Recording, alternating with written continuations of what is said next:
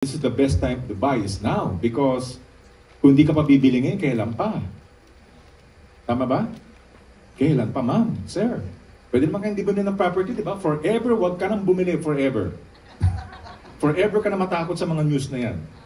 Tapos, by the time you're 65, wala na, no? Wala na bili. Kakaaway mga kliyente. I had the chance to see a lot of Filipinos here and abroad, yung mga bumili at hindi bumili.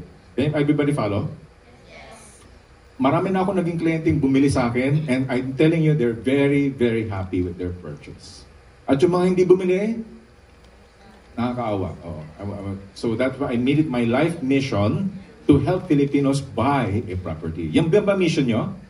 Yan din dapat maging mission nyo lahat, everybody. I want you this to be your mission. This data shows from statistics, no, the red line represents the inflation rate. The inflation. Ma'am, bakit nyo kailangan bilhin ng property, sir? Inflation. Sabihin nyo nga, inflation. Number one reason, ma'am. Hindi naman sa tinatakot ko kayo, di ba? Hindi naman sa pagiging negative, right? No. Because this is the trend eh. Ayan ang trend, oh. Ang inflation rate ba, bumababa, tumataas? Mataas, ano? Hindi bumababa talaga eh. Take a look at the housing prices between 2004 to 2017. Price index of houses. Yes, tumataas, konting bababa, pero tumataas pa rin, right? So, is it safe to buy a property? Yes, because property is a hedge against inflation. Repeat after me. Hedge against inflation. Reason number one, bakit nyo kailangan bilhin ng property?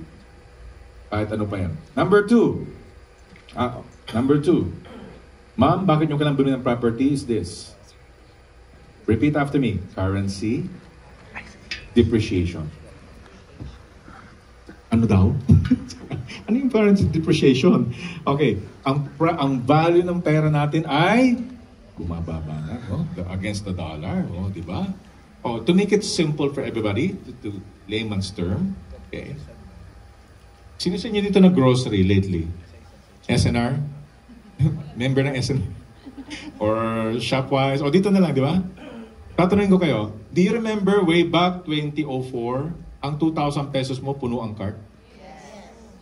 Ngayong panahon na to, 2,000 pesos, bibili ka ng grocery, kasya ba? Mapuno. That is currency depreciation. So yung pera mo na pinagmamalaki mo, ma'am, ano ka mo? May 1 million ka sa bangko? Kasya bang 1 million sa panahon ngayon? If that is your last money, if that is your retirement, na pinagmamalaki nila, right? Tama, ma'am? Hindi na ako bibili. Wag na lang. Lalagay ko na lang sa bangko. Naku, mali ang mindset noon. 1 million, kaya ubusin ng 6 months, right? 2 million, 10, because of this currency depreciation.